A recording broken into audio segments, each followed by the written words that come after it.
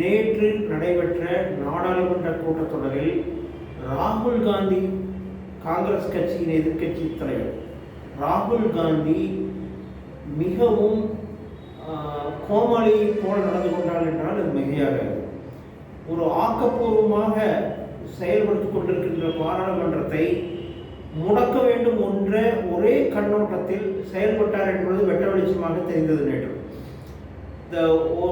ஒரு கட்டத்தில் தனது எம்பிக்களையும் கூட்டணி கட்சி எம்பிக்களையும் வலுக்கட்டாயமாக அழைத்து முன்னால் சென்று மையப்பகுதிக்கு சென்று கோஷமிடுமாறும், மோடி அவர்களின் முன்னால் நின்று அவர் பேச விடாமல் கோஷமிடுமாறும் வற்புறுத்தியது மிக தெளிவாக தெரிகிறது. இதிலிருந்து காங்கிரஸ் கட்சி என்ன நினைக்கிறது என்றால், எக்காரணத்தை கொண்டும் இந்தியாவும் மோடியும் முன்னேறிவிடக்கூடாது என்பது தெல்ல தெளிவாக இருக்கிறார்கள்.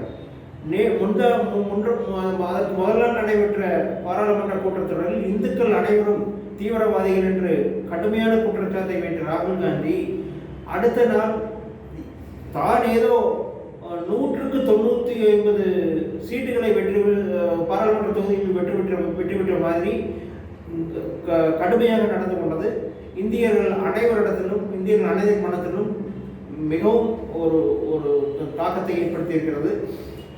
அது மட்டுமல்ல, அனைத்து எதிர்க்கட்சியினரும் வலுக்கட்டாயமாக சென்று மோடி பேசிக் கொண்டிருந்த பொழுது மோடியின் முன்னால் நின்று கோஷமிட செய்தார். இதை எல்லாம் சகித்துக் கொண்டு தொடர்ந்து பேசிக் கொண்டிருந்த மோடி ஒரு கட்டத்தில் தனக்கு வைத்திருந்த தண்ணீரை எடுத்து கீழே கோஷமிட்டு கொண்டிருந்த எதிர்க்கட்சியின் எம்பிக்களுக்கு கொடுத்து தண்ணீர் குடித்துவிட்டு தெம்பாக கோஷமிடுமாறு தண்ணீரை வழங்கினார்.